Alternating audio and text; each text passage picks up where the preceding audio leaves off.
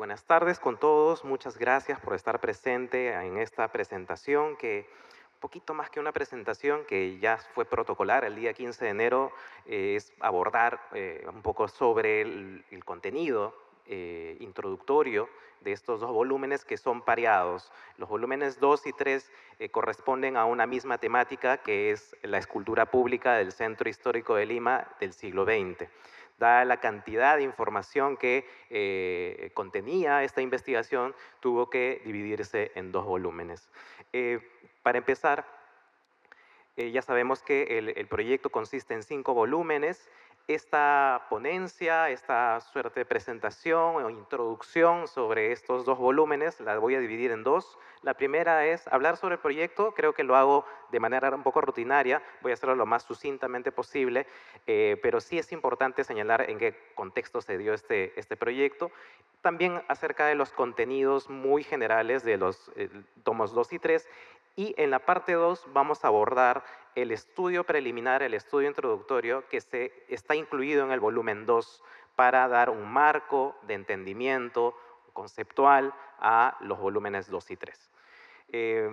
A ver, eh, este proyecto tiene una raíz. En el 2019 se publicó La Fontana de Tacna. Yo estuve a cargo de este proyecto y en un momento dado recibí la visita de Luis Martín Bogdanovich y le pareció un proyecto muy interesante y me dijo por qué no lo presentamos con Prolima en la Casa Pasoldán, ¿no? Y ahí se presentó el 13 de agosto y el 15 de noviembre de 2019 me hace la invitación formal para que puedan ingresar a Prolima para hacer las investigaciones de las esculturas públicas de todo el centro histórico de Lima. Para ese momento, algunos arquitectos, algunos historiadores de planta de Prolima ya habían elaborado una suerte de informe técnico para presentar al Ministerio de Cultura previamente a la restauración de estas piezas. Estos son informes únicamente técnicos, pero tenían información muy importante como para que sea publicada, editada y publicada en libros. Estos informes fueron escritos por los historiadores Gerardo Guamaní, Eduardo Gutiérrez, Juan José Pacheco y Natalia Deza. El 2020, el 2 de noviembre, es que propongo que esta edición de estos informes, más la investigación complementaria de las esculturas de Santa Beatriz y también de otras que quedaban pendientes, se convierte en una edición de 3 libros primero. Inicialmente iban a ser 3. Como era necesario integrar un equipo más, contacté con egresados de la carrera de Historia del Arte, y se formó un equipo complementario. Con este equipo es que se pudo, digamos, tener un enfoque mucho más directo de la disciplina de la historia del arte. Es más, el historiador del arte, Daniel Bifian, y el historiador del arte, Rodolfo Monteverde, arqueólogo también, ya tenían publicaciones relevantes de escultura pública que merecían también integrarse a estos libros. Y también formó parte de este equipo Tania Pérez, que sensiblemente falleció el 12 de enero. Y ese fue el equipo en general que somos los autores de los artículos que comprenden todos los 5 libros. Entonces, en un total de 11 articulistas. Ahora, inicialmente iban a ser 3 libros, luego se agregó el cuarto libro, perdón, que es una subdivisión del segundo. Lo he mencionado hace un momento, dada la información de las esculturas del siglo XX, se tuvo que dividir en 2 tomos. Y el siguiente volumen que se incorporó fue una investigación aparte, y ampliar las investigaciones sobre esculturas que estuvieron en el Centro Histórico de Lima y que terminaron siendo perdidas, robadas o simplemente terminaron en otra jurisdicción porque el cambio político o las municipalidades crecieron o se formaron a partir de la del Centro de Lima, la del Cercado. El día 20 de diciembre del 22 se presentó el primer volumen. Ese primer volumen ha sido actualmente revisado, ampliado y corregido, y se ha publicado en este nuevo tiraje. Es en realidad una reedición de ese primer libro, ¿no? Bien, entonces de lo que nos vamos a ocupar es de los volúmenes 2 y 3. El volumen 2 tiene 708 páginas, es el más voluminoso de todos. Está dividido en dos partes muy diferenciadas. Una es el estudio introductorio, del cual vamos a hablar en la segunda parte de esta ponencia. Y la segunda parte de este libro corresponde a los artículos comprendidos en él, y que en total son 18 artículos. Ahora, los monumentos abordados son el monumento a Bolognesi, el monumento a Raimondi, las esculturas de animales en el el Paseo de los Héroes Navales, el monumento a Manuel Candamo, el monumento a Ramón Castilla, el monumento a San Martín, el monumento a Juan Alarco, el monumento a Bartolomé Herrera, la fuente de las tres razas o la fuente de la colonia china, el monumento a Sebastián Lorente, la Estatua de la Libertad, el monumento a Ramón Espinosa, el monumento a Mateo Pasoldán, a Hipólito Unanue, a Pizarro, a von Humboldt, Alexander von Humboldt, las esculturas de las llamas y la yunta, el monumento a Grau, y hasta ahí es donde cierra este primer volumen, que comprende hasta el margen de 1950. En realidad este monumento se inauguró en el 46 y ahí cierra el segundo volumen. Sobre este volumen ya se ha profundizado algunas de las esculturas, por ejemplo, el monumento ecuestre de José de San Martín. Se hizo una ponencia el 3 de julio del año pasado, y sobre el monumento a Grau el día 2 de octubre del año pasado. Terminadas estas dos partes del libro, se ha incluido una línea cronológica, una línea de tiempo, en donde se ha incluido todos los datos más relevantes con respecto a la escultura pública del siglo XX, acompañado también con momentos importantes en la historia y también de las instituciones relacionadas con el arte. Después de ello está la lista de los autores con una reseña biográfica de cada uno. En lo que corresponde al volumen tercero, es el menos voluminoso, tiene 395 páginas y va directamente al grano con los artículos publicados. Son 14 en total. El primero es sobre el monumento a Federico Helguera, el siguiente sobre María Laos, sobre Monseñor de Intilac, sobre la fuente de las tradiciones, que inicialmente iba a ser un monumento dedicado a Ricardo Palma, el monumento abstracto de César Vallejo, el monumento a Víctor Larco Herrera, el monumento a Elisa Rodríguez Parra, el monumento a Castilla, el segundo monumento a Castilla, el monumento a Daniel Alcides Carrión, a Inca Garcilaso, a Tomás Herrera, héroe panameño, a José Olaya, a César Vallejo, y una pequeña escultura de Raimondi. Sobre estas investigaciones ya se profundizó el año pasado en una ponencia el miércoles 23 de abril y también el 4 de septiembre. Bien, la última parte del tercer libro incorpora una serie de biografías de los escultores, autores de los monumentos abordados o examinados. Y además está la historia de las fundiciones que fueron digamos, la segunda parte dentro de la manufactura de cada uno de estos monumentos. Y finalmente las biografías de los autores. Bien, entonces ahora vamos a la segunda parte de esta ponencia, de esta presentación, que corresponde a la introducción de este abordaje de las esculturas del siglo XX. Para empezar, el enfoque que le hemos dado al entendimiento de estos monumentos es que cada escultura pública tiene una narrativa simbólica y también tiene una narrativa artística.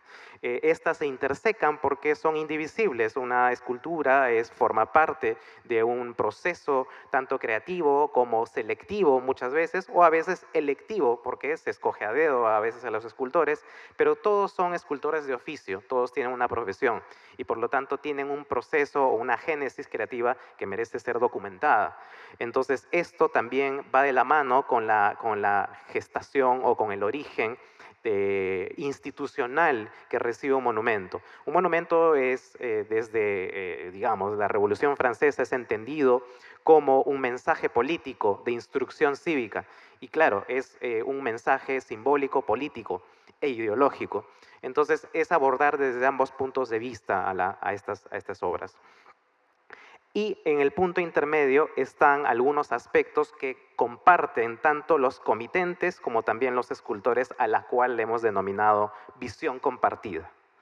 Bien, entonces vamos a ir a desmenuzar poco a poco cada uno. En la narrativa simbólica, para sintetizar, hemos considerado tres factores. La primera, la temática, es decir, los temas que representan cada escultura y a veces se pueden agrupar por temática.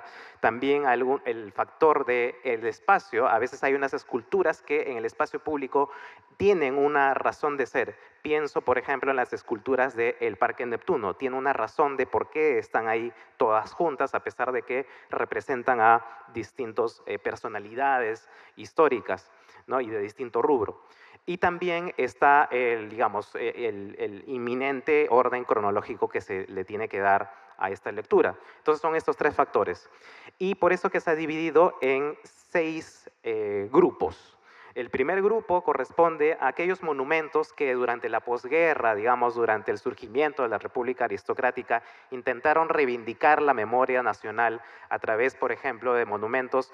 La deuda de 100 años del monumento a San Martín, por ejemplo, el monumento a Castilla, por ejemplo, y su, digamos, lo que simbolizaba para el orden republicano y su restablecimiento, un poco la búsqueda de la estabilidad en las primeras décadas del siglo XX. Además, el monumento a Bolognesi, se gestó el monumento también a Grau, pero claro, tardó muchísimo para que se concrete, ¿no? Entonces, estas esculturas generalmente van desde 1900 hasta 1935. En el 35 ocurre algo importante, que es bueno, vamos a detallar. Aquí están, por ejemplo, antes de ir a las esculturas del 35, las esculturas incorporadas en este grupo son las esculturas de San Martín, la primera de ellas en 1901 que se colocó en el Callao, no fue en Lima. La segunda sí fue por donación de Lorenzo Pérez Roca a la ciudad y que se colocó al frente del Museo de Arte de Lima, o al costado, a unos metros, lo que hoy corresponde al óvalo Grau. Bien, ahí estuvo esta escultura y una vez retirada en 1924 y se fue a Barranco y se dividió en 2 esculturas, una vez que ocurrió esto, en ese proceso es que se manda digamos, a elaborar la escultura ecuestre de San Martín. De hecho, el proceso de elaboración del monumento a San Martín viene desde 1907. Son aproximadamente 14 años de gestiones y también de coordinaciones. A ver, entonces, ese es en cuanto a los monumentos que simbolizan esta reivindicación nacional. También está el monumento a Grau, que no se colocó en Lima, el primero se colocó también en el Callao. El segundo es el monumento a Francisco Bolognesi, que se concretó en 1905, 10 años después el monumento a Castilla. El monumento a Grau que se gestó en 1934, eso es algo importante. Este monumento, ya de por sí ya había desde 1881, perdón, 79, incluso ya había una intención de colocar un monumento, pero no se dio sino formalmente en 1934 en Lima. A este orden, no solo militar, también es interesante porque en la esfera de la escultura pública se incorporó a la memoria de la ciudad las figuras que habían trascendido por su, digamos, papel en la posguerra. Pensemos en Manuel Candamo como un presidente que, a pesar de que era civilista, representaba una esperanza democrática o una esperanza por lo menos representativa de digamos, de la ciudadanía en general, ¿no? De hecho, fue uno de los impulsores o mentores políticos de Leguía. Por esta razón, en sus 2 periodos de gobierno es que se mandó a hacer sus 2 esculturas. En 1912 se mandó a hacer esta escultura que fue concebida como un mausoleo, pero después se colocó en el Parque de la Exposición, y una vez que la dinamitaron en 1913 se gestó su restablecimiento con otra escultura ya en bronce. Las ciencias fueron también reconocidas, los científicos en general, específicamente Raimondi y también Pasoldán. Las publicaciones El Perú de Raimondi o Geografía del Perú de Pasoldán fueron un antes y un después en el entendimiento del territorio y sus recursos. Por esa razón es que se les, digamos, yergue 2 monumentos. También la medicina peruana, representada en Hipólito Unanue y también representada en Daniel Alcides Carrión. Esta escultura, si bien ahora está en Huánuco, está desmembrada, la escultura a Carrión fue concebida para que esté en el Parque Pasoldán, que estuvo al frente del parque del Hospital 2 de Mayo, lo que hoy día es el Parque de la Historia de la Medicina Peruana. También está la filantropía y el modelo de madre ejemplar de Juana Larco de Dahmer. Por otro lado está el reconocimiento a los educadores principales de las secciones de primeras letras, la sección escolar y también la educación universitaria a través de Bartolomé Herrera, Lorente y Ramón Espinosa. Entonces, este es el grupo que corresponde a esta necesidad de hacer relevante las figuras históricas dentro de la recuperación de la moral, de la historia y de la política peruana, justo después de la guerra. Las figuras ancestrales del cuarto centenario son 3 muy claras. La primera es Francisco Pizarro. De hecho, esa es la escultura más representativa. Luego está la escultura de las llamas y la yunta y también la escultura, el monumento a Alexander von Humboldt. Tienen un carácter ancestral porque hace un vínculo político o trata de hacer un homenaje político a las relaciones bilaterales que existieron del Perú con España, que existieron con China y que existieron también con Alemania. Por esa razón es que se ordenan hacer estas esculturas. En realidad la de Ramsey, la escultura de Pizarro, fue un obsequio, pero encajó perfectamente en el cuarto centenario de Lima. También se podrían incluir como figuras ancestrales o ancestralistas estas 2 esculturas, la fuente de las 3 razas o la fuente de la colonia china y también el monumento a Manco Cápac, que hace una reivindicación de la figura del Inca como heredero o hijo del sol, al igual que el emperador de Japón o hijo del sol. También tenemos en esta línea, y aquí viene a entratallar digamos, la temática,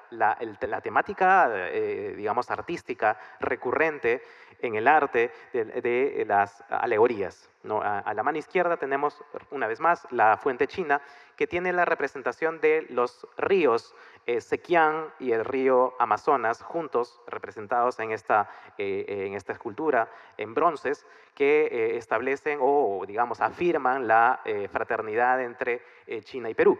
Por otro lado está la Estatua de la Libertad, que es un símbolo que se volvió universal después de la Revolución del siglo XVIII de Francia y que fue obsequiada también a Lima. Por otro lado está estas esculturas que encajan encajan en gran medida en lo que se puede determinar como una alegoría. Porque inicialmente, si se entiende el concepto inicial de estas esculturas, era un monumento a Ricardo Palma.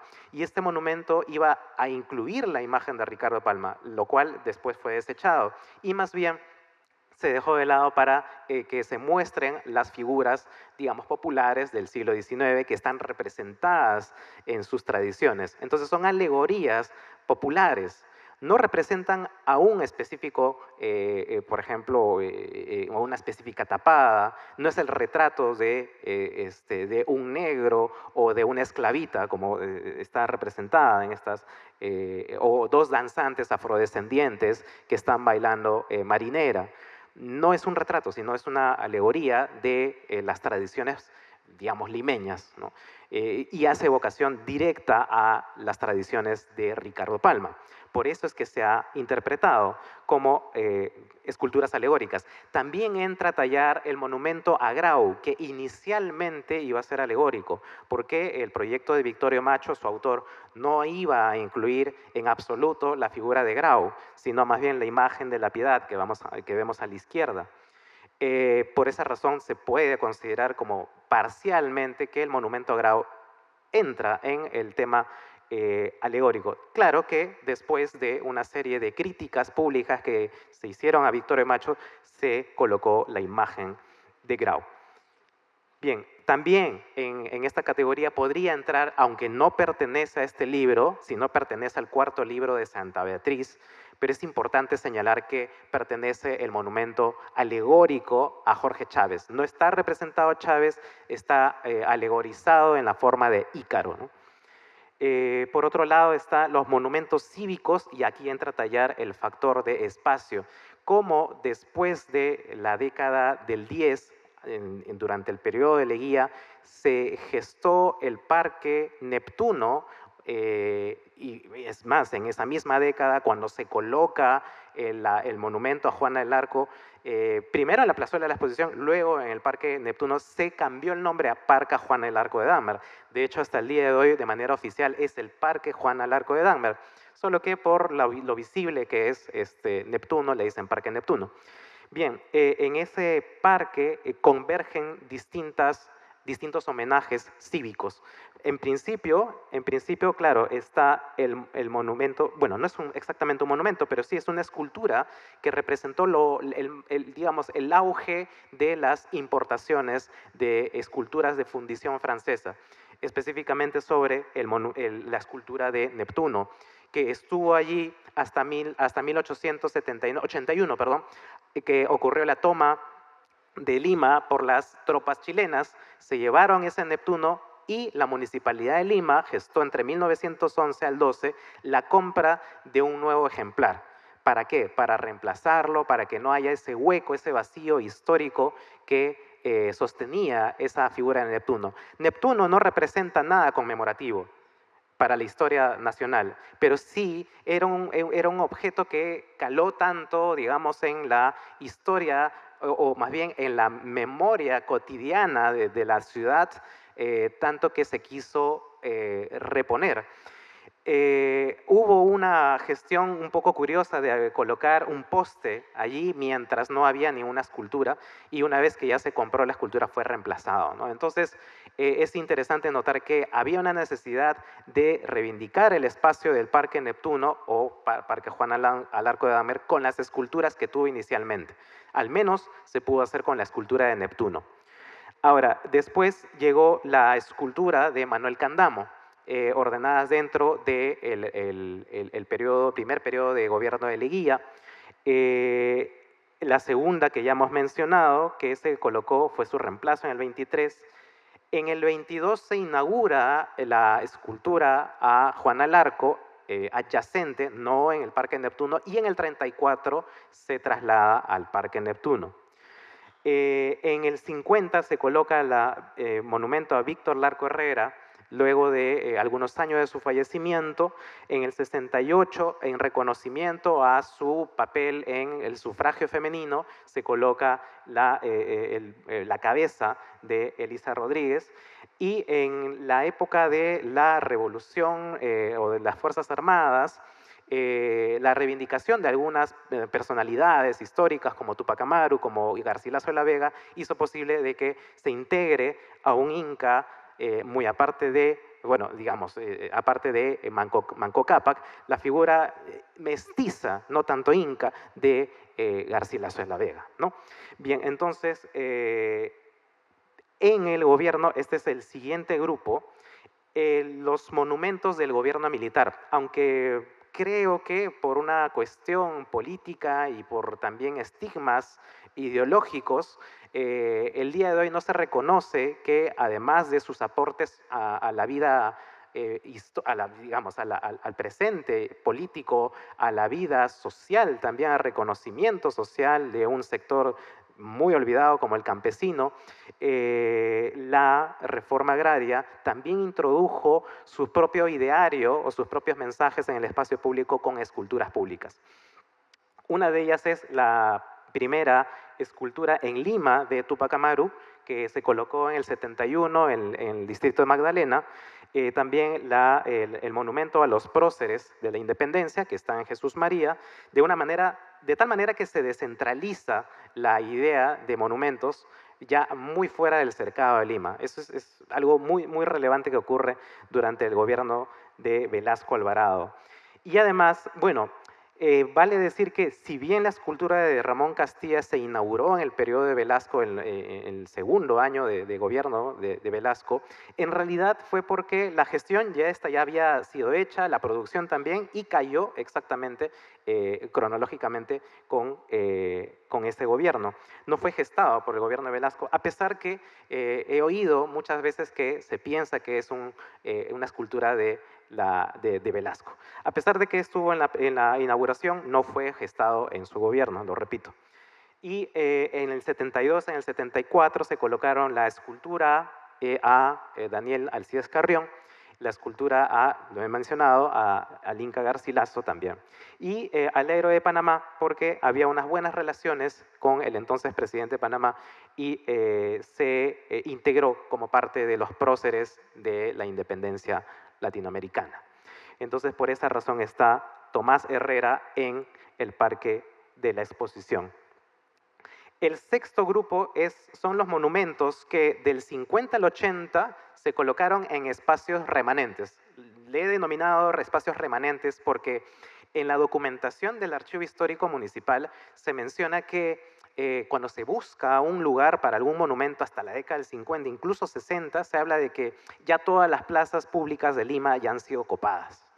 Entonces se maneja ese tenor porque en realidad se quiere dejar de lado a las esculturas. Hay una resistencia por colocar nuevas esculturas en el centro histórico.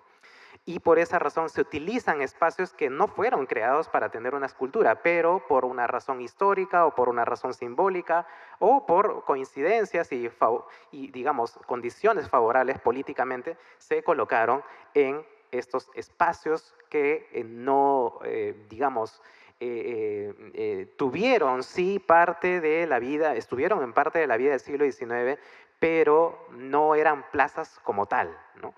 Pensemos, por ejemplo, en la Plaza de la Salud, ¿no? Que antiguamente es donde coincidía una estación del ferrocarril. Y después, con la creación de la avenida Wilson, con la prolongación de los jirones Quilca, con el trazo del jirón Rufino Torrico, se formó el triángulo que hoy día corresponde a la Plaza Helguera. Y bueno, allí se colocó esta escultura.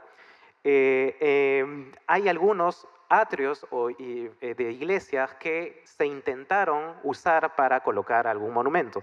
Pienso en la Plaza San Sebastián, que fue mencionada muchas veces como una alternativa, pero en la cual no se colocó ninguna escultura.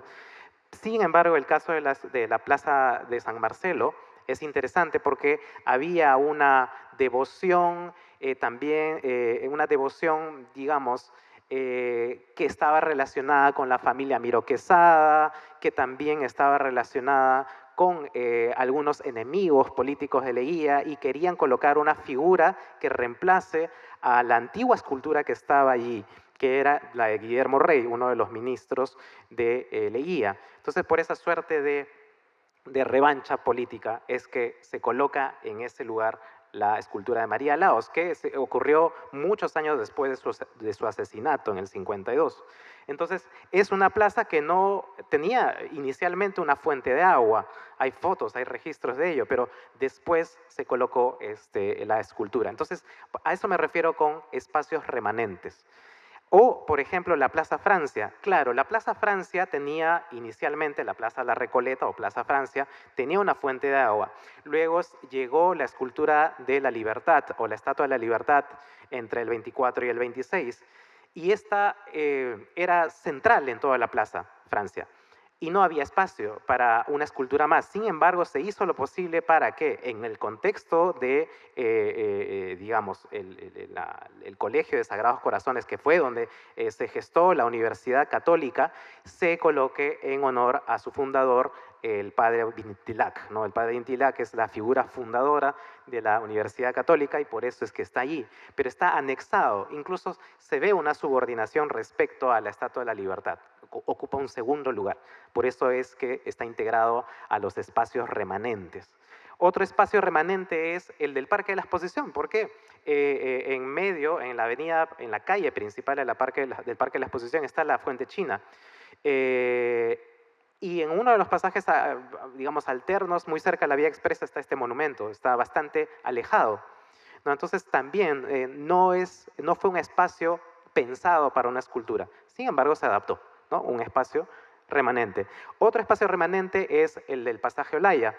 Claro, ahí fue ejecutado José Olaya y se utilizó digamos, esta coherencia histórica con los hechos para colocar la escultura ahí, pero este pasaje no fue pensado para una escultura. Y es curioso porque en este pasaje se intentó colocar el monumento ecuestre a San Martín. Se intentó, o sea, se pensó, pero era desproporcional, ¿no? No habría espacio para colocar un monumento a San Martín. Se manejó esta posibilidad y está documentado. Bien, entonces otro espacio remanente es la plaza, la Plaza 7 de Septiembre inicialmente, que iba a tener el primer monumento a San Martín que nunca se concretó, pero y nunca hubo oportunidad para que se coloque ningún monumento salvo en el gobierno de Alan García.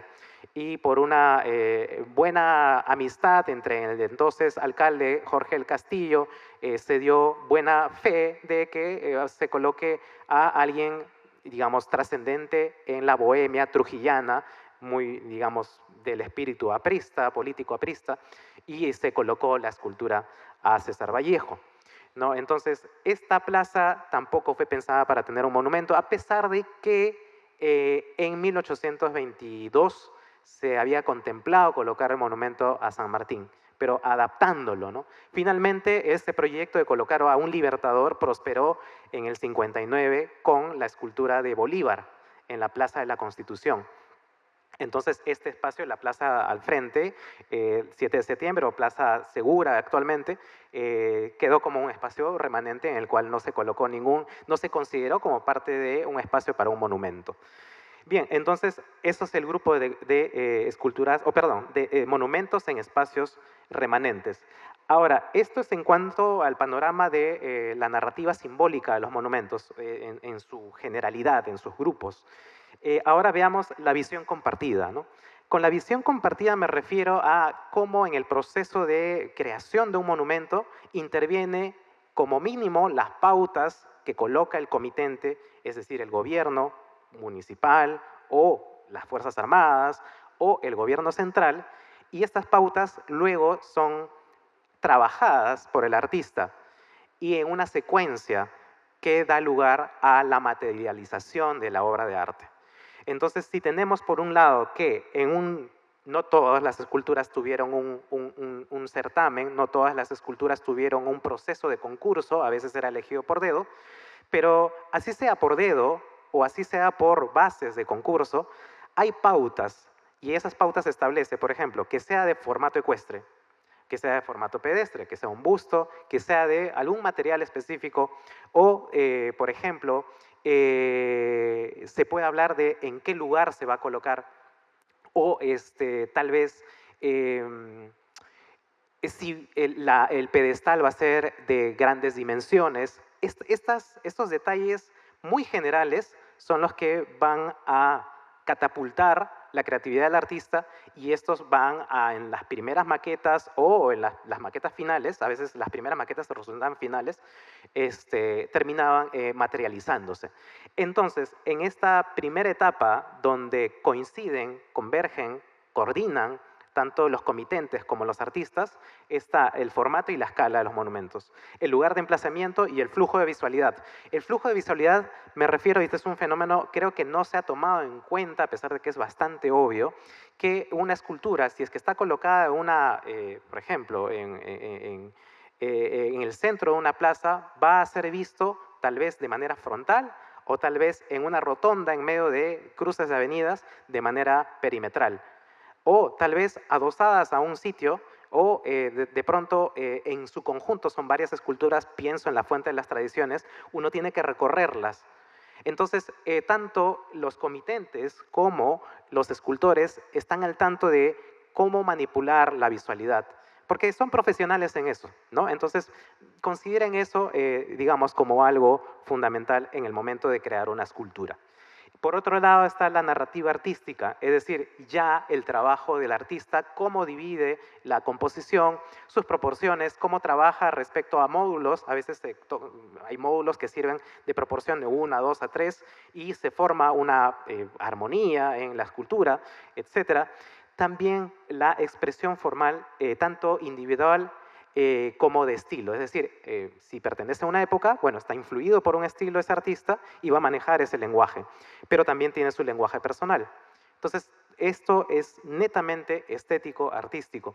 Y por otro lado, la materialidad. Ahí sí puede ser que converjan un poco, haya una relación un poco tirante. A veces los presupuestos no eran suficientes como para que la voluntad de un artista que quería incluir granito, mármol, bronce, etcétera, pienso en oro, no sé, me exagero, ninguno ha pensado en oro, pero en esta necesidad, pues el Estado le dice, no solamente tenemos este presupuesto, no hay manera para que podamos cubrir todo esto. Entonces, esa relación ocurre y por eso es que, claro, está limitado según el presupuesto de la obra.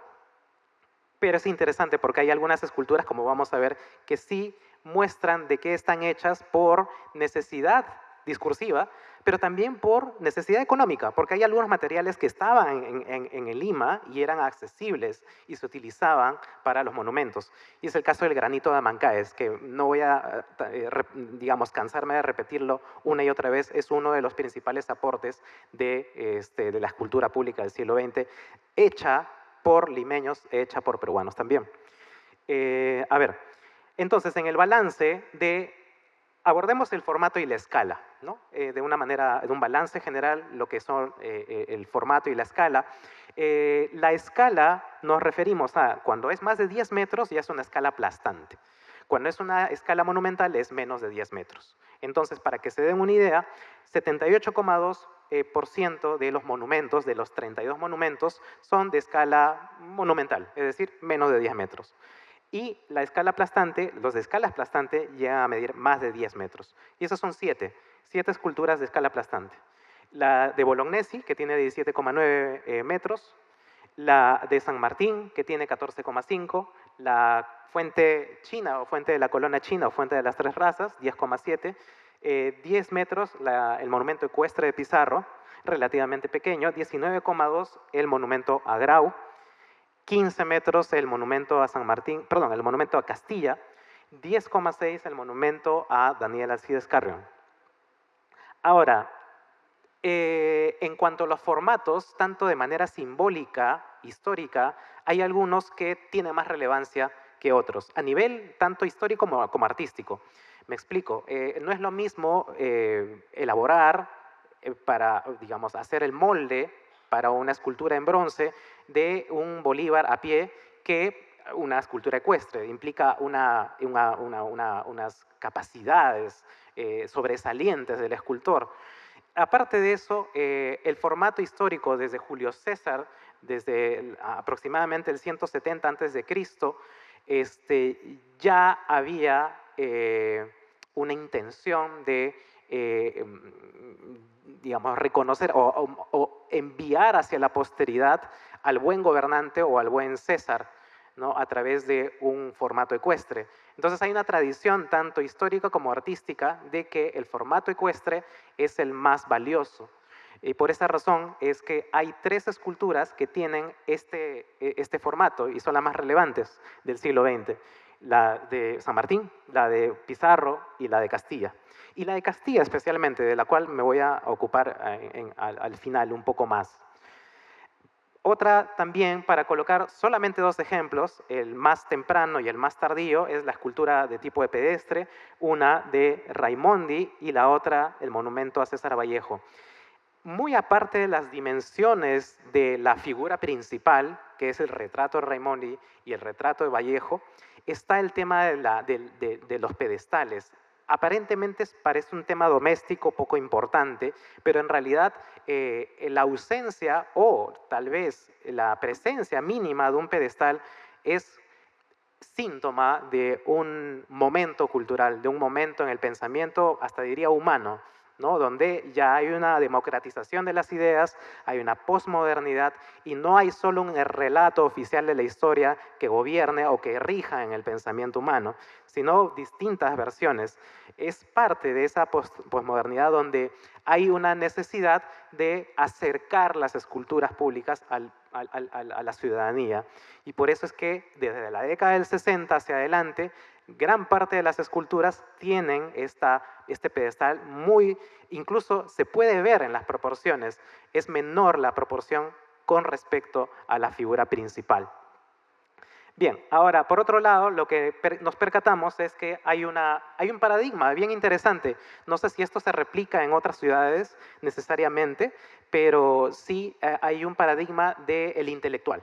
El intelectual, a partir de las esculturas de Bartolomé Herrera e Hipólito Unanue, a los intelectuales se les representa en cátedras, ¿no? Y es el caso tanto de Bartolomé Herrera, Pasoldán, Unanue, Adintilac, también fundador de la Universidad Católica, y si bien no ha sido contemplado por el Plan Maestro, aunque debería, la restauración del monumento a José Carlos Mariátegui, que también está sentado en una cátedra y que está actualmente en el bypass, en la avenida 28 de Julio.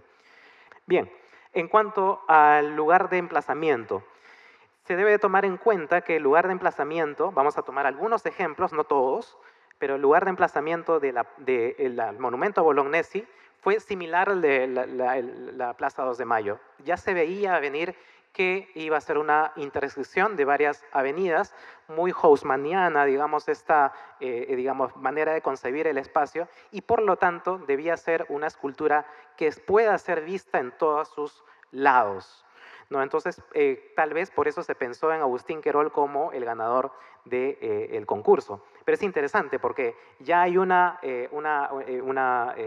premisa de dónde va a ser colocado el monumento y cómo va a ser visto. Y tal vez esto fue recogido por el escultor.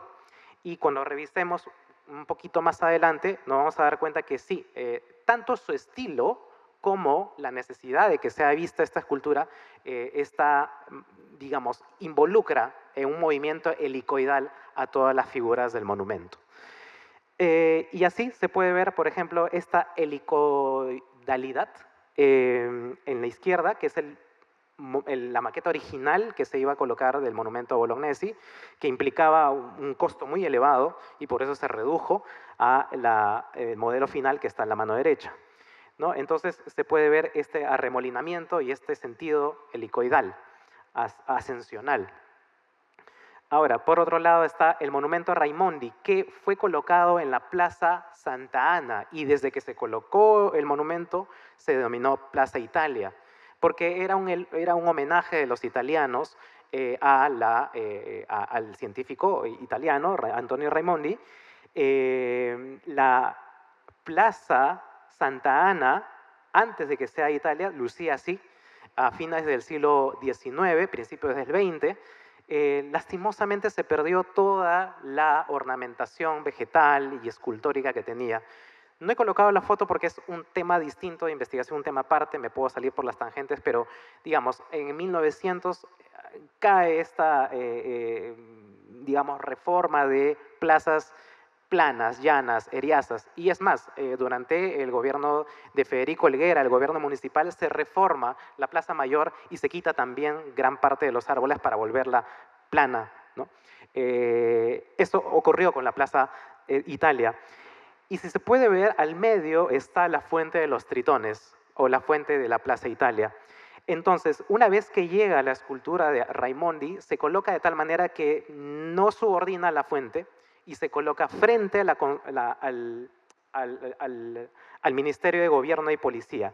Si nos percatamos en la imagen inicial, es el Colegio San Fernando el que todavía subsistía allí, el que tiene de remate frontón tímpano triangular. Ese era el Colegio San Fernando y en 1908 a 1910 se destruye para construir el Ministerio de Gobierno y Policía. Entonces va de la mano con la remodelación de la plaza, de la colocación, la construcción del Ministerio de Gobierno y la colocación del monumento. El monumento coronó, en otras palabras, la reforma de todo este espacio, incluyendo también la del ministerio. Es una de las razones por las cuales se colocó casi al frente del ministerio, ¿no? Entonces, y no subordinó a la fuente de los tritones. Y por eso responde, tal vez por eso responda a un sentido frontal, ¿no? La escultura no es entendible si uno la ve de espaldas, sino netamente frontal. Bien. Entonces, por otro lado, está el monumento a Manuel Candamo, que lo mencioné inicialmente, se puede ver en la avenida Colón, se ve la escultura que está mirando al Palacio de la Exposición, que no está en la toma, y la escultura era de mármol, era pensada para un mausoleo y finalmente se decidió dónde colocarla, en el Parque de la Exposición. Bueno, siendo presidente del Senado y también presidente, Manuel Candamo, se colocó en ese espacio porque en el Palacio de la Exposición funcionaba la Cámara de Diputados. Entonces, para hermanar ambas cámaras, es que se colocó mirando uno al otro. Entonces tiene un sentido estricto de por qué está ahí la escultura, pero dejó de funcionar la Cámara de Diputados allí y la escultura terminó, además que dinamitada. A pesar que se dinamitó, la escultura reemplazante seguía mirando al Palacio de la Exposición. Pero una vez que se retiró la Cámara de Diputados, la escultura pasó a mirar en el sentido contrario. Y años después se giró 90 grados y mira actualmente al Instituto, al Centro de Estudios Histórico-Militares, ¿no? Bien, entonces eso es en cuanto a la lógica entre la escultura y su necesidad de que sea vista en un lugar por coherencia simbólica, por coherencia histórica también. Tenemos las esculturas de animales que coronaban el arco de acceso al zoológico en el Parque de la Exposición y una vez que fue demolido en 1911 no se supo qué hacer con los animales y se colocó en el Paseo de Héroes Navales, aproximadamente en el año 34 y allí permanecen hasta el día de hoy. Es interesante, quiero anotar algo adicional, que el hecho de colocar a los animales ahí es porque, claro, estaba el zoológico al costado y otras esculturas que representaban animales también se colocaron de manera adyacente. Mostré el monumento a von Humboldt. Esta tiene un pingüino, el pingüino de Humboldt, tiene un lobo de mar y también un animal, ahorita que no recuerdo bien, que es como una nutria, muy parecido. Además, se colocaron las esculturas de la yunta y las llamas. Y es porque alrededor se entiende que, no alrededor, en realidad el Parque de la Exposición era un zoológico. Entonces era más coherente, digamos, es más lógico que rodeado de animales también haya esculturas de animales, ¿no? O eso también el investigador Max Espinal lo denominó como, Max Espinal es uno de los autores de esta investigación, el gusto animaliera, ¿no? Muy interesante su enfoque. Bien, entonces, por otro lado está el monumento a Juana Larco. El monumento a Juana Larco, lo mencioné, se colocó primero en la plazuela de la Exposición. Esta es una imagen de la plazuela de la Exposición, pero muchos años atrás, en 1872, poquitos años después de que se derrumbaron las murallas de la ciudad, esta era una zanja, una pampa, donde transcurrían los ferrocarriles, sobre todo de Lima a Chorrillos. Ahora, si es que se puede ver, a la izquierda está el Palacio de la Exposición, a la derecha está el Panóptico y más a la derecha está lo que futuramente sería la Plaza San Martín. Una vez que ya se construye en ese lugar, en la década, a principios del siglo XX, se hace una serie de parques pequeños, pero no se coloca ningún monumento allí. Se aprovecha el espacio vacante para colocar el monumento a Juana Larco de Dahmer. Entonces, la primera impresión que nos puede causar, o que de manera muy personal les comento, me causó ver, la primera vez que yo vi el monumento a Juana Larco de Dahmer, me llamó la atención poderosamente por qué tenía un pedestal tan alto, ¿no? Y además, ¿por qué siendo un busto? O sea, ¿por qué no hacerlo pedestre y dentro de un, digamos, sostenida por un pedestal normal, ¿no? Del tamaño de la persona o un poco más. No hay una explicación muy clara de por qué se eligió el formato de busto, pero sí es relevante decir que la escultura fue hecha cuando Juana Larco estaba viva. Entonces, había aparentemente un corto presupuesto para la escultura. Entonces se privilegió al pedestal, el mayor tamaño del pedestal. Ahora, ¿por qué voy con toda esta reflexión? ¿O a qué va toda esta reflexión? A que por el paseo de la República, a la derecha del círculo amarillo, transcurrían los tranvías. Y una manera para que recién pueda ser visible, para que pueda ser observable desde la perspectiva de un pasajero del tranvía y no solo un peatón, es que se le eleve la altura a este busto. Entonces, yo creo que por ahí va la explicación de por qué este monumento tiene un gran pedestal, a diferencia de otros. ¿Ya? Entonces, y una vez que ya se traslada al Parque Neptuno, bueno, se traslada con todo el pedestal. Bueno. Bien, por otro lado están los monumentos a Bartolomé Herrera e Hipólito Unanue. Fueron concebidos en el mismo año, en el 22, pero en el 31 demoró la inauguración de Unanue. Los dos habían sido concebidos para que sean en bronce, pero Manuel Piqueras Cotolí, el autor de la escultura de Unanue, decidió hacerlo en mármol. Y ahí también había un presupuesto para el mármol. Entonces tardó un poco más. Pero lo interesante es que la planificación del parque universitario desde el 22, entiéndase, incluso que en el 23 se construye la torre reloj. Un dato pequeñito extra es que la torre reloj no se iba a construir ahí, sino en el Paseo de los Héroes Navales, pero no se concretó. Cierro paréntesis. A la mano izquierda se iba a colocar el monumento Nanue, se colocó de hecho el monumento Nanue, y a la derecha, arriba, el monumento a Bartolomé Herrera, haciendo pendant, es decir, eran un binomio de esculturas. Pero luego, en el 24, se gestó una escultura a Sebastián Lorente. Y esta escultura a Lorente aterrizó como un intruso, porque no correspondía al formato de cátedra o sedente, sino estaba de pie. Y lo dejaron al costado, ¿no? En un pequeño parque, cerca, me parece, Girón Inambari, no sé si me estoy equivocando, o Cotabambas, creo que Cotabambas. Y ahí está, ¿no? Ahí está en 1924 esta fotografía. Y en el 96, recién en el 96, se incorpora al programa de esculturas del Parque Universitario. Entonces tardó más de 70 años para que se asimile, porque no fue pensado para ese lugar. Me explico. Pero ya por afinidad de intelectuales, por afinidad con la educación, se insertó. Bien, por otro lado está el busto a Federico Helguera, que había mencionado que se pensó en la Plaza de la Salud, pero sobre todo en la remodelación de todo este entorno de arquitectura moderna, sobre todo del edificio de seguros de la compañía Fénix. Allí al frente se colocó la escultura porque iba a tener este trasfondo moderno. Además, porque Helguera era alguien que había trabajado obras públicas como en su periodo se dio la construcción de la avenida Colmena, la prolongación, las primeras cuadras de la prolongación de lo que luego sería la avenida Wilson.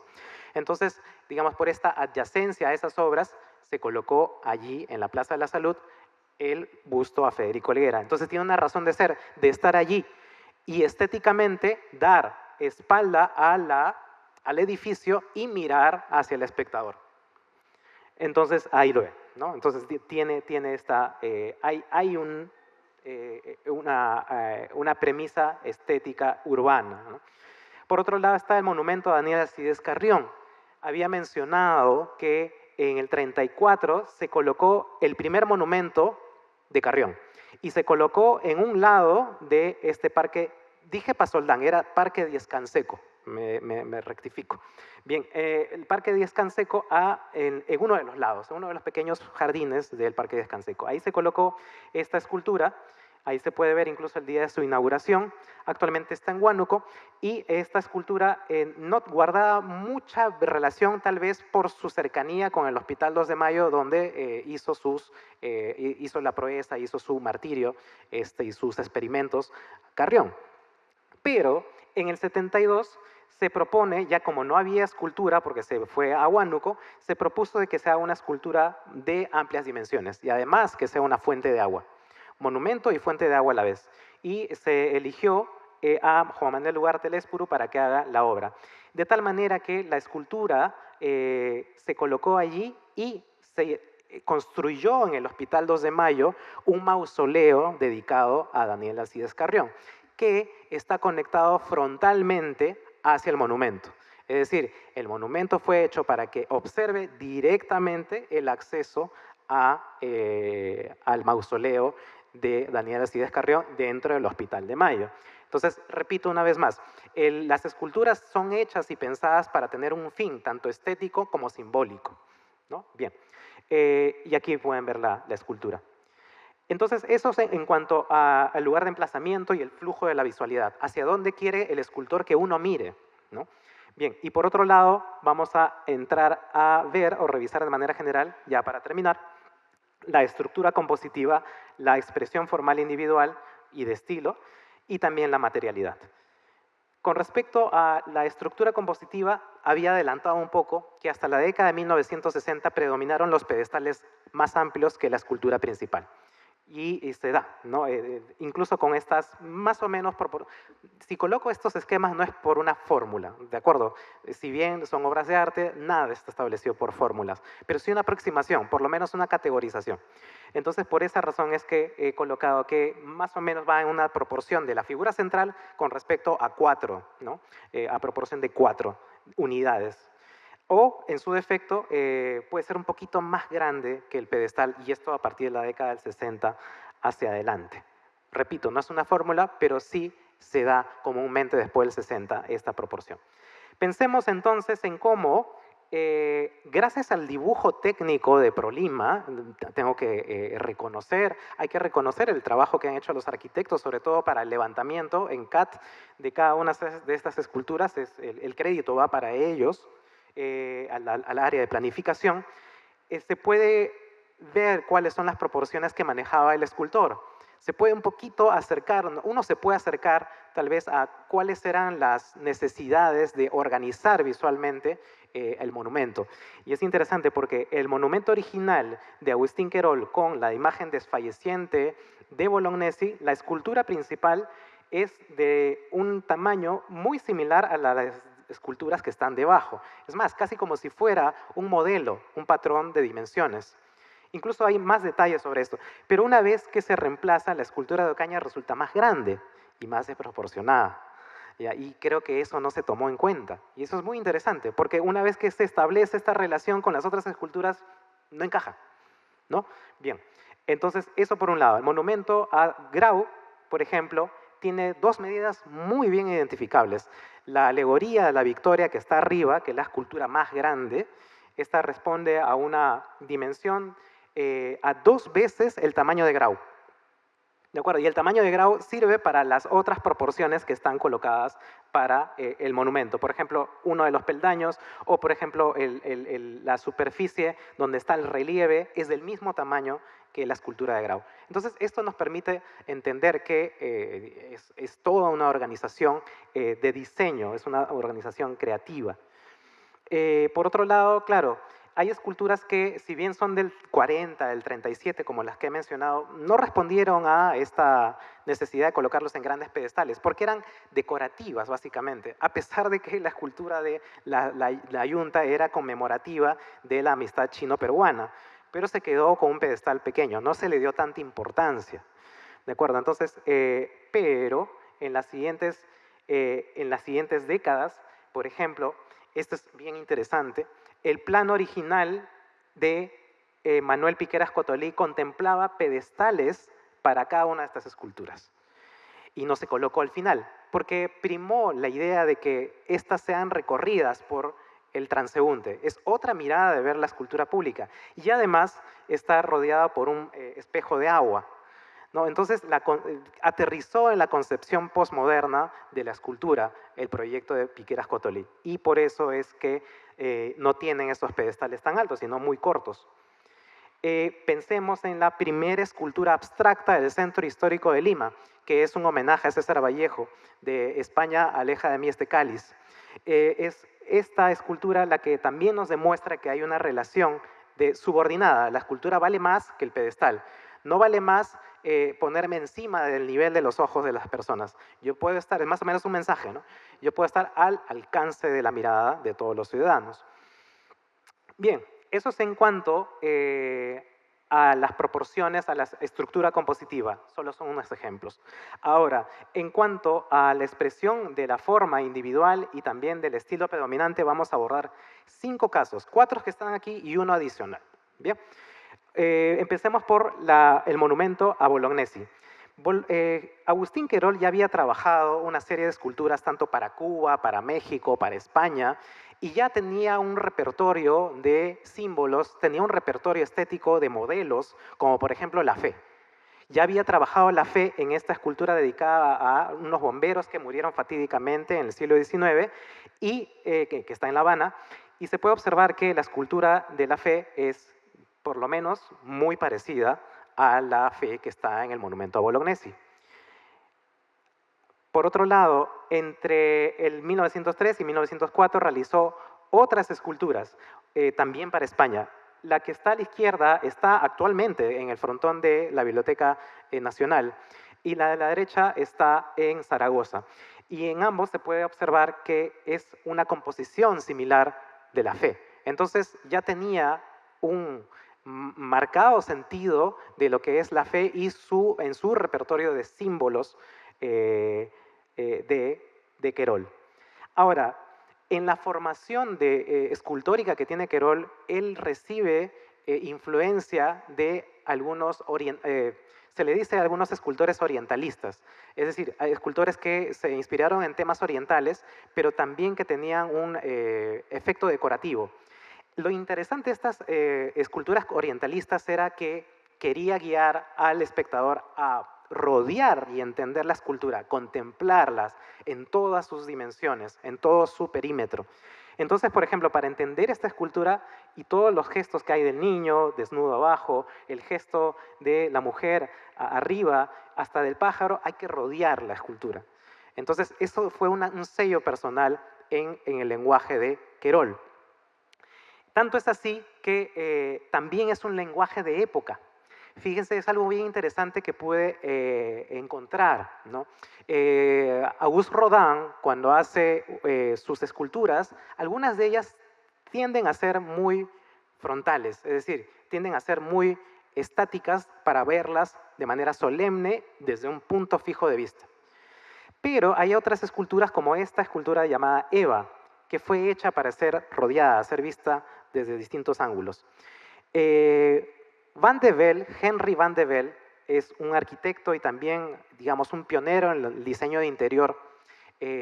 Quiso incorporar la escultura de Rodin en una escalera helicoidal, porque ese era el gusto Art Nouveau de principios del siglo XX, incluso última década del siglo XIX. En 1884 se crea el término arte nuevo en una de las exposiciones universales. Entonces hay esta necesidad de renovación, de darle un nuevo respiro, de darle un nuevo movimiento a las esculturas. Y esto particularmente se ve en las esculturas de Querol. Entonces es la influencia del Art Nouveau en la escultura de Querol. Y por esa razón, como carácter de estilo, no solo a las figuras, a las esculturas individuales, sino a todo el conjunto, le dio este soplo de movimiento helicoidal, que es efectista.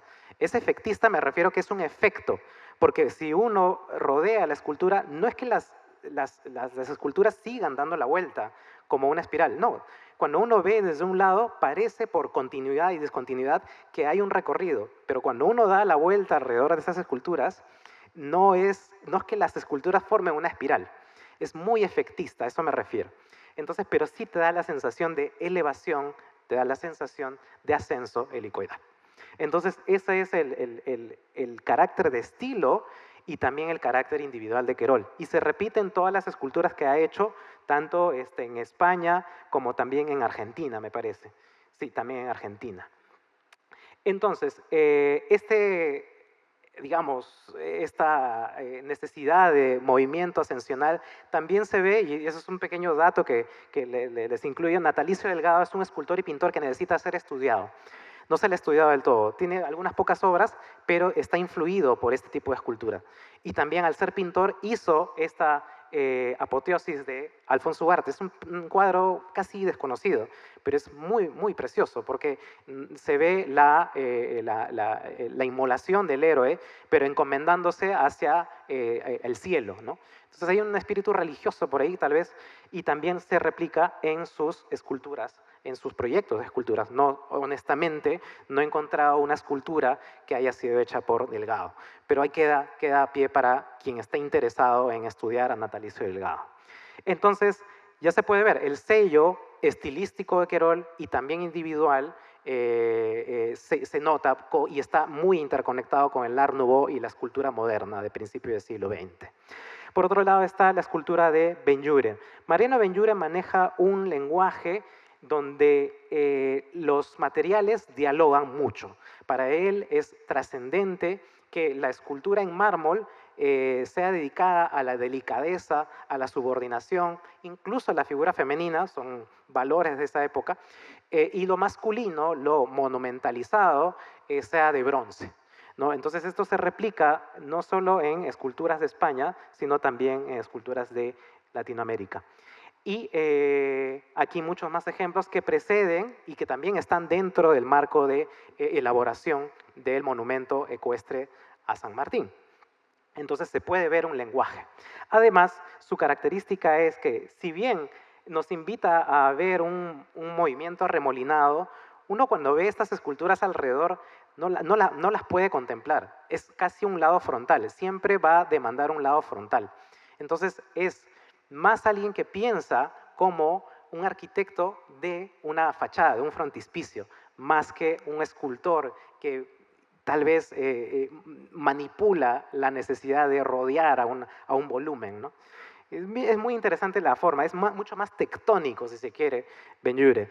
Y entonces, esa es su perspectiva, y aquí a la derecha tenemos una maqueta poco conocida del Monumento a San Martín, en donde destaca muchísimo que el pedestal es un poco más pequeño y además no se incluyó las piedras que aluden a la cultura inca. No están incluidas y después se van a incluir. Bueno, también hay algunos ensayos ecuestres. Aquí está la maqueta previa del monumento de San Martín. Aquí hay una maqueta en el medio, una maqueta desconocida, que también es de San Martín. No sé si es para otro encargo, pero está documentada, ¿no? Fue hecha por él, pero no se elaboró para un fin concreto. Parece que fue un estudio más que una maqueta final. Y por otro lado, Don Quijote y Sancho Panza. A esto me refería, ¿no? La alusión a la arquitectura inca no estaba incluida inicialmente en la pieza original, sin embargo se incluyó. Entonces, aquí hay un lenguaje de estilo al que se ha incorporado una necesidad simbólica también, ¿no? Y estética, ¿no? Lo lítico representado digamos, en la arquitectura inca y lo lítico representado en el mármol, ¿no? Bien, por otro lado están algunos modelos ecuestres y el más próximo y que antecede al monumento de San Martín es el monumento ecuestre de Alfonso XII. Lo vemos a la mano derecha. Al compararlos se puede ver cierta familiaridad, cierta antecedencia, ¿no?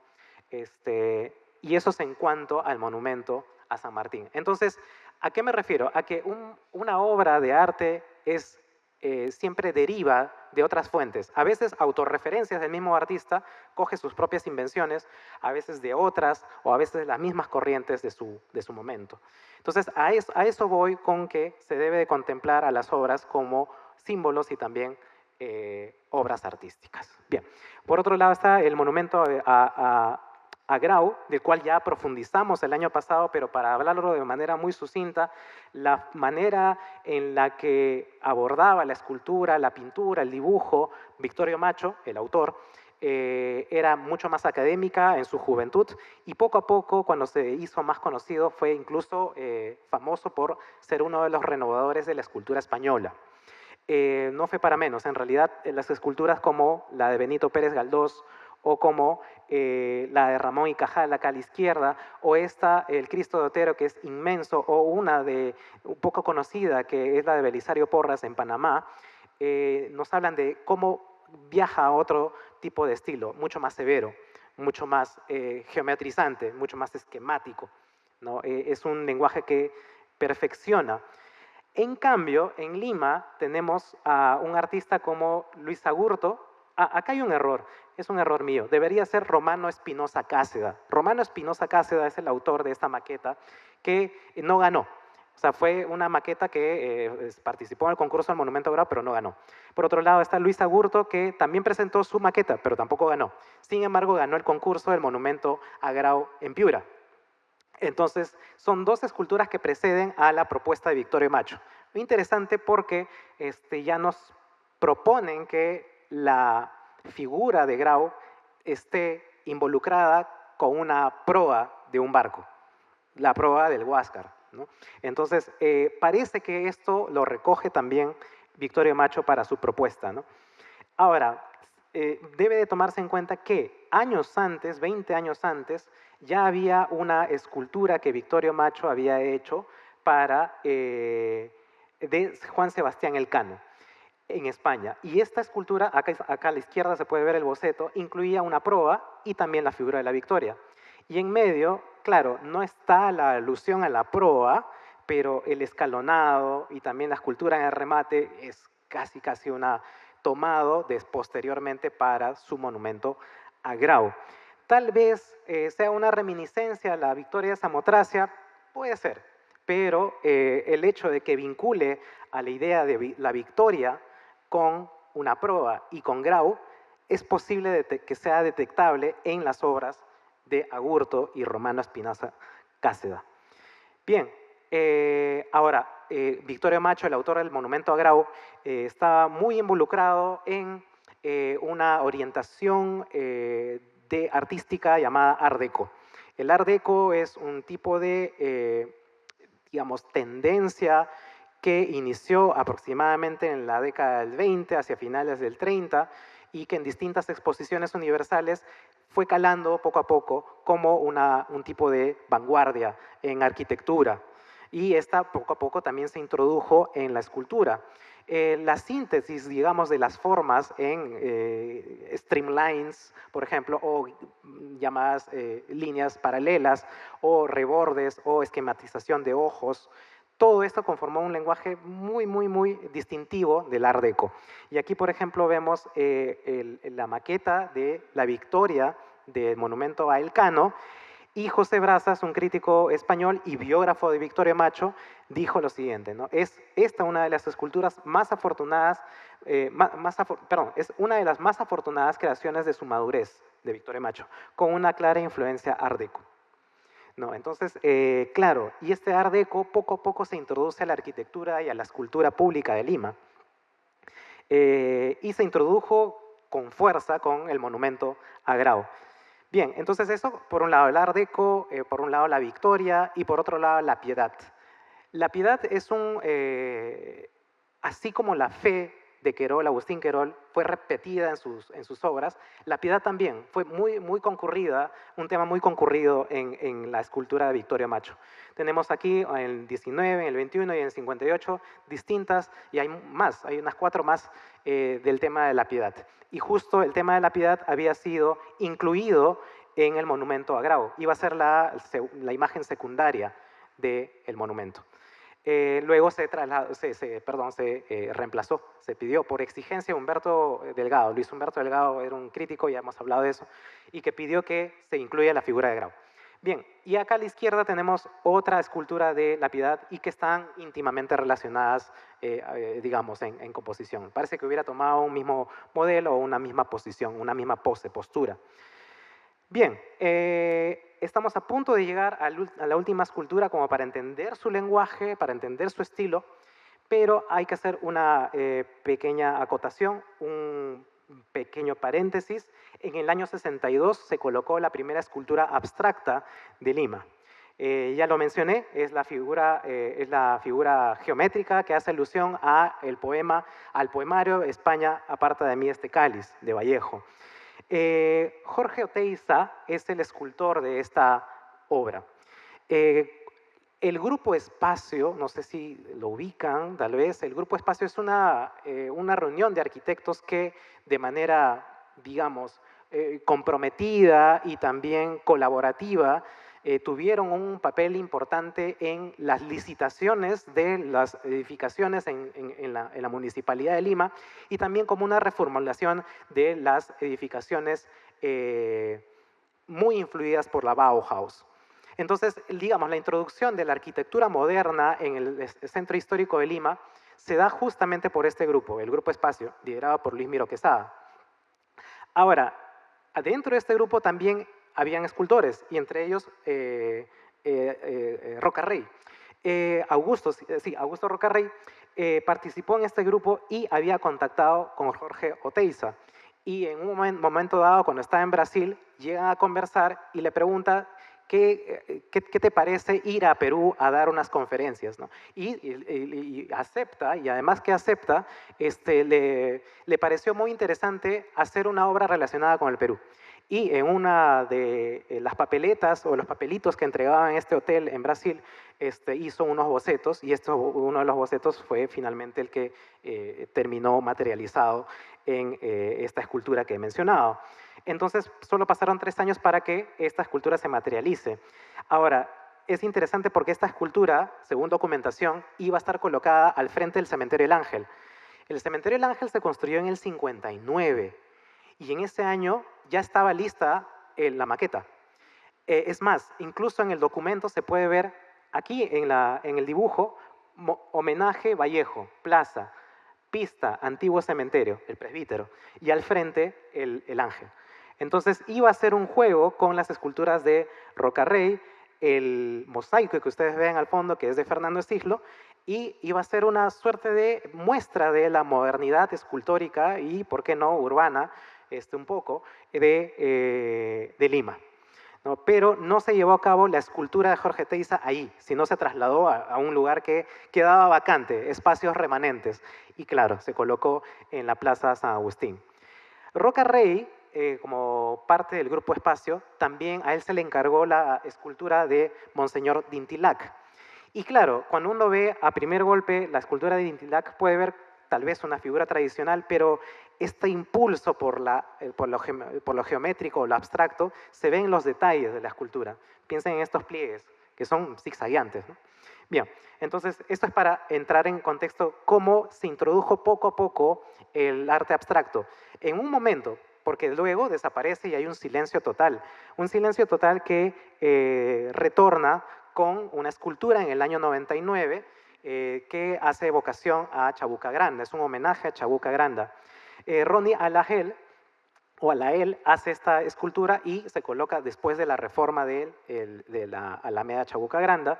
Y en años recientes, en el 2021, otra de las esculturas abstractas de Lima, ¿no? Que está frente al centro cívico.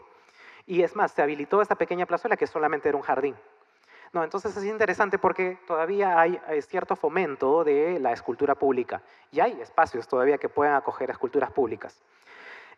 Ahora sí, ya haciendo este paréntesis sobre la escultura abstracta, la escultura de Ramón Castilla. Bien, aquí, como no ha habido estudios, sí ha sido importante ver antecedentes. ¿De acuerdo? ¿Qué tiene que ver el monumento a Javich con el monumento a Castilla? Nada directamente. pero sí indirectamente. Indirectamente porque esta fue hecha por Valente, Carlo Libero Valente. Valente fue el escultor italiano que fue contratado para la Escuela de Arte y Oficios, cuya sección de Bellas Artes se abrió en 1911. La Escuela de Arte y Oficios funcionaba desde 1864, ¿ya? Pero funcionó errática y solo para material industrial, pero para materia de escultura artística desde 1911. Es más, se construyó su fundición y la fundición hizo distintos encargos. De Valente, lastimosamente, hay pocas obras que han subsistido, pero lo que se puede saber de la obra de Valente es, por ejemplo, el monumento a Habich, que fue el diseño hecho por Valente, pero fue esculpido por Charles Perron, un escultor francés. Y por otro lado, el mausoleo de Habich, que está en el cementerio Presbítero Maestro, donde se puede ver con mayor plenitud su estilo, el estilo de Valente. Ahora, ¿qué tiene que ver Valente, Habich, repito, con Castilla? Que la Escuela de Arte y Oficios tuvo unas generaciones o promociones que después de 1911 nació una generación como la de Luis Agurto o como la de Artemio Caña. La siguiente generación de Artemio Caña y Luis Agurto fue de José Luis Peña y Peña, el autor del monumento a Ramón Castilla. Por eso es que ha sido importante seguir un poco el rastro del estilo que atravesó las transformaciones estéticas que atravesó la Escuela de Arte y Oficios. Entonces, en primer lugar, era este tipo de esculturas académicas, incluso me animaría a decir influidas por el Art Nouveau, como se puede ver en este movimiento remolinado. Por otro lado, está de los escultores, los alumnos de Valente, como Pedro José Morante, Víctor Icochea, destacó Artemio Caña. Y la principal característica de Ocaña es esa factura pétrea, adusta, pesada, monumental, ¿no? Distinta a la de Valente, destacó por eso. Incluso, a pesar de que fue muy destacado, se le tildó de lo siguiente, ¿no? Tiene un realismo notable y a la vez de una ejecución moderna, pero es de un rodinismo mal entendido. Rodinismo se refiere a Rodin, me explico. Bien, entonces es como si hubiera malinterpretado a Rodin. O sea, era una crítica como que es ya demasiado moderno, si se quiere, o demasiado tal vez tosco, ¿no? Y fue criticado de esa manera, pero pocos años después ya recibía los encargos oficiales de distintos lugares. Para la catedral, por ejemplo, el Cristo, que está en la hornacina principal de la catedral. O, por ejemplo, un monumento para el reciente creado distrito de Barranco. O, por ejemplo, para una maqueta que realizó para la tumba de José Carlos Mariátegui. No, esta no es muy conocida, nunca se llegó a hacer, pero es realmente importante contrastar cómo ese estilo académico, sí, un poco pétreo, se desarrolla a algo más rígido todavía, pero no por ser rígido es menos artístico o menos bello. Más bien es su recurso principal, ser robusto, ¿no? Viril, si se quiere, ¿no? Y entonces a la mano derecha se puede ver el conjunto que elaboró para el monumento a los caídos del 41 que está en el campo de Marte. Entonces tenemos a un Ocaña más académico y a un Ocaña en su pleno estilo. Y este es el estilo que va a transmitir a José Luis Peña y Peña, el autor del monumento a Ramón Castilla. Bien, entonces acá tenemos incluso cómo Ocaña fue influido por Victorio Macho. Vean las dos Victorias, por ejemplo. Hay una composición similar. Tal vez es canónico que la Victoria sea compuesta de esa manera, pero hay un antes y un después en la obra de Ocaña, después de que llega Victorio Macho a Lima. Y aquí tenemos una de las primeras obras de José Luis Peña y Peña. Ya habiendo asimilado el estilo maduro, si se quiere, de Ocaña, y también algunos de sus maestros, especialmente de Luis Agurto. Tuve la oportunidad, el privilegio de conversar con Óscar Peña, su hijo, y si bien él me decía que tenía algunas diferencias con Artemio Caña, parece que se pelearon, en su obra vemos una plena influencia. Y más bien, lo que sí me asegura es que Luis Agurto era más amigo de su padre, de José Luis Peña y Peña. Entonces, al margen de que sea anecdótica eso que me haya comentado el hijo, es importante porque se ve la convergencia de ambos escultores, ¿no? Y cuando uno revisa los detalles de la escultura de Ramón Castilla, uno se puede percatar de la convergencia, de verdad, es muy, muy impresionante. Por un lado está esta factura severa, por ejemplo, esta es una obra que fue hecha para el Cusco, está actualmente en el Cusco. A la derecha podemos ver una maqueta de un héroe naval desconocido, es una foto que me entregó su hijo, pero es interesante porque se ve incluso el pedestal tipo Art Deco, incluso hasta parecido a las casas buque. Muy interesante porque se ve la influencia de la época. Y aparte de esto, cómo Luis Agurto, a la mano izquierda, elaboró el monumento a Cáceres y a la mano derecha, como José Luis Peña y Peña hizo el monumento a Castilla. Muy vinculados, muy relacionados en la manera escalonada de sus pedestales. Lo mismo incluso en los laterales. Claro, Peña y Peña fue más prolijo de colocarles más relieves en los relieves, digamos, incluso escultóricos, sobresalientes en cada lado. Y claro, a Gurto le interesaba más el soplo de vitalidad de las esculturas. A Peña y Peña le interesaba más el símbolo y lo solemne, más a lo Ocaña, ¿no? Y entonces eso se puede ver. Incluso el caballo de la izquierda se ve la intención de frenar o de estar caminando, a diferencia de la derecha, que parece un caballo de paso. Y dicho y hecho, Peña y Peña se inspiró, según él, o tomó como modelo un caballo de paso. Entonces, son dos puntos de vista sobre la escultura distintas y que merecen ser rescatados, porque así como se habla sobre la escultura universal, sobre Rodin, cuáles fueron sus antecedentes, también tenemos que hacer ese trabajo nosotros y eso es lo que se ha hecho en estos libros. Bien, aquí vemos, por ejemplo, el lenguaje de los rascadores. Los rascadores son estos instrumentos que se utilizan en el modelado y es un lenguaje similar, dejar huella de esta expresión del rascador en la textura de las esculturas. Es un tema de acabado, pero también de concepción de la forma. Va de la mano las dos cosas.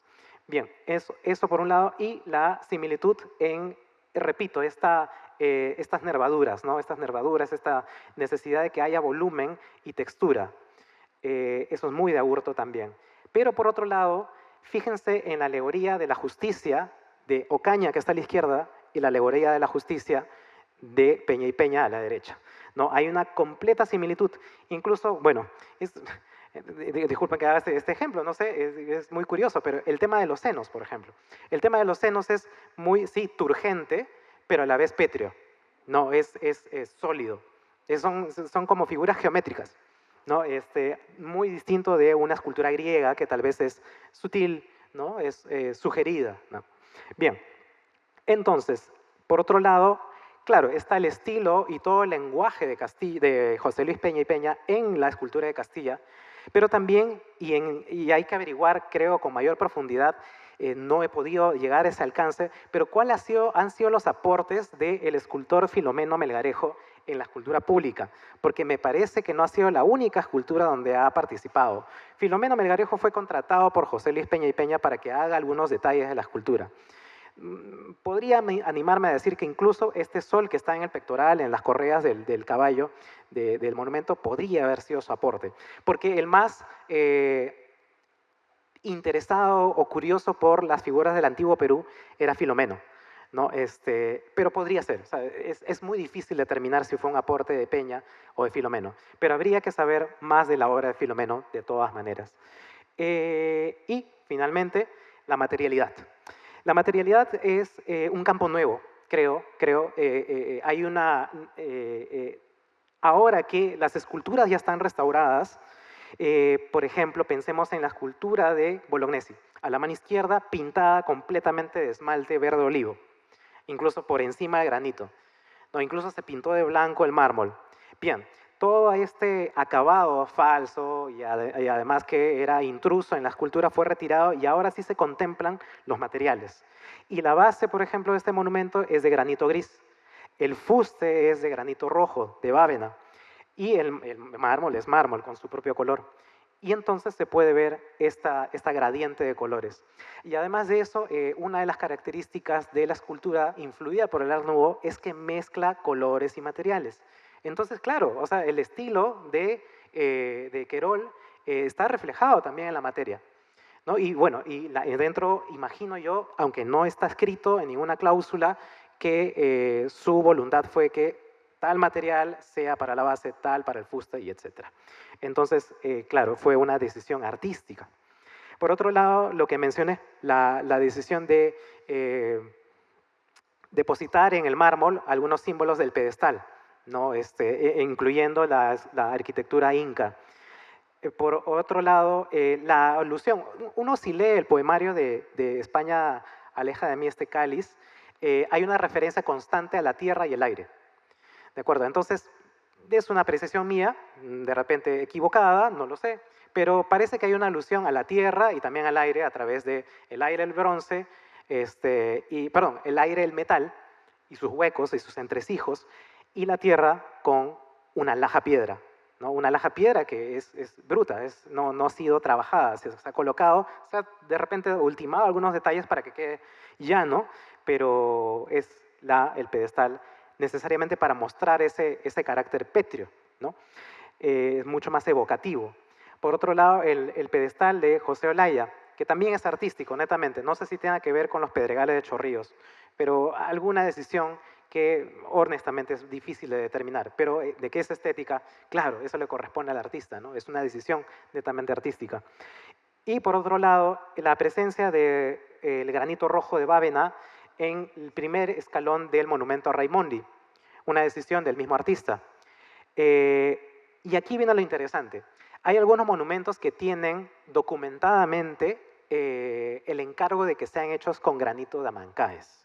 El granito de Amancaes proviene de exactamente la cantera que existe en Amancaes. Es un granito, una diorita de características muy particulares. Es una piedra de cuarzo que tiene incrustaciones un poco rosas y azules, que a lo lejos da la impresión que fuera entre morada, rosada, esa textura. Entonces, aquí, por ejemplo, vemos una muestra del granito de Amancaes de la Estatua de la Libertad. Esta, que es una de las obras más importantes hechas con granito de Amancaes, por no decir la más grande que se ha hecho con ese material. Y es el monumento a Castilla, que no solo reúne a un artista nacido en el Perú que se encargó de monumento ecuestre, sino también fue hecha, fundida aquí en el Perú en su propio taller y utilizando el granito de Amancaes. Entonces representa mucho la materialidad, mucho más que sea un pedestal de piedra y punto, ¿no? Por otro lado está que, claro, esta escultura no tengo documentación ninguna de que haya sido hecha con granito de Amancaes, pero en la comparación del material con muestras de 10 centímetros sí hay similitud.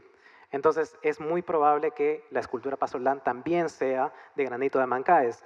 También el pedestal de Intilac tiene características similares y probablemente sea de granito de Amancaes. Uno de los escalones, los últimos del monumento a Raimondi, también tiene este material. Entonces, hay más, incluso el monumento a Sucre, que no ha sido incluido porque no concierne a este libro 2 y 3, sino al libro 4, también fue hecho con granito de Amancaes. Entonces, allí puede que haya un mensaje de localismo, de consumo y autoabastecimiento regional. Pero también es el tema de costos, ¿no? Las dos cosas, ¿no? Una escultura hecha con material peruano, mano de obra peruana, creatividad peruana, y encima también barato, ¿no? Accesible, si se quiere. Barata creo que no es el término, pero sí accesible, ¿no? Bien, a diferencia de otros materiales artificiales que imitan al granito. Es el caso del terrazo de la escultura de Daniel Alcides Carrión, la escultura de granito artificial de el Inca Garcilaso, o esta otra que es más evidente todavía, que es un granito artificial de la escultura de Ramón Espinosa. Entonces, con esto concluido, lo que me permito para no torturarlos más, porque creo que me he pasado mucho del tiempo, leo un poco las conclusiones de todo este estudio y ya para cerrar. Bien, el origen de los monumentos del Centro Histórico de Lima partió mayoritariamente desde una noción simbólica establecida por los comitentes estatales. Los artistas, al presentar sus maquetas, sea por concurso o designación directa, sostuvieron un diálogo creativo con ellos. Por ello consideramos que en esta relación se desarrolló lo que llamamos una visión compartida, en donde definieron los dos parámetros estéticos más esenciales, lo que vimos, el formato y la escala, y el lugar de emplazamiento con el flujo de visualidad, los que fueron materializados por los escultores más reputados del medio local y también extranjero. La génesis de las esculturas públicas entonces exigió evaluarlas en este doble rasero, como arte y símbolo. Definía la visión compartida de los monumentos de los escultores en su papel de peritos de la visualidad, es decir, profesionales en manipular la mirada, asumieron la tarea creativa de resolver el aspecto legible de estos símbolos.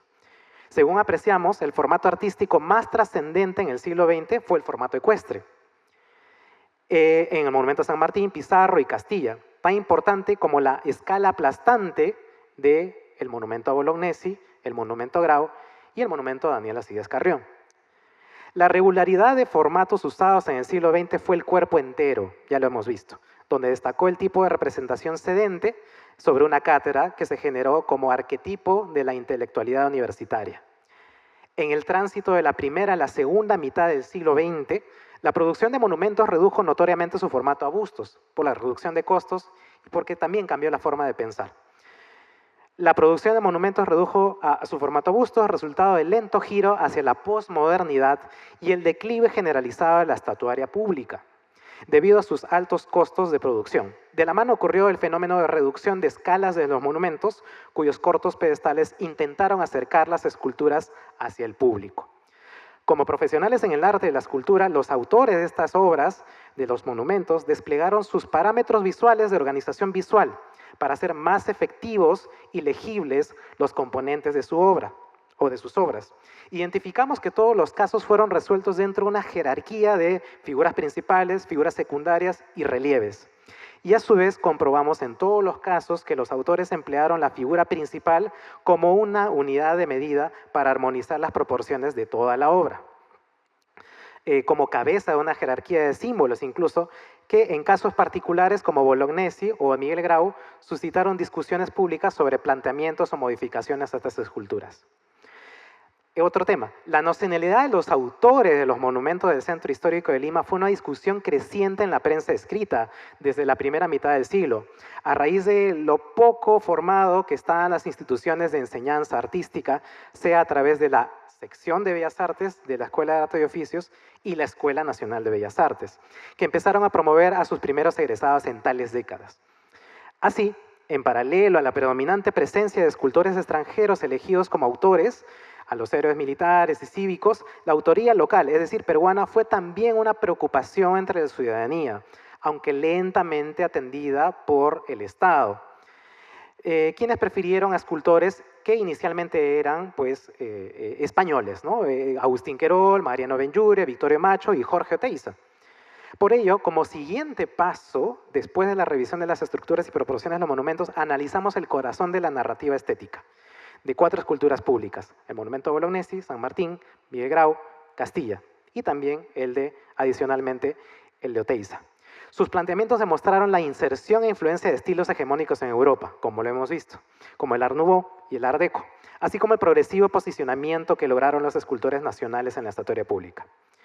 El análisis del monumento a Ramón Castilla nos permitió reconocer que el lenguaje artístico de José Peña y Peña fue resultado de la interpretación que hizo de las influencias en su formación en la Escuela de Artes y Oficios de Lima, a través de Luis Agurto y Artemio Caña, así como la influencia de Victorio Macho.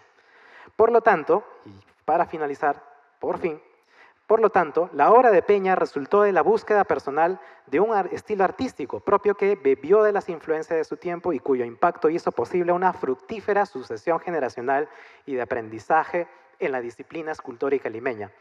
Sin embargo, el fin de esta subvención, a los pocos años de terminado el oncenio de Leguía, condujo a que la Escuela de Arte y Oficios decaiga, ¿no? Y a la soledad generacional que rodeó a José Luis Peña y Peña. Por lo que se puede afirmar que el monumento ecuestre Ramón Castilla fue el cenit que alcanzó la estatuaria limeña durante la mitad del siglo XX y hacia adelante. Y bueno, esto es lo que tengo por ofrecerles como introducción a ambos volúmenes. Yo estoy dispuesto a cualquier tipo de consulta y las contesto inmediatamente. Gracias.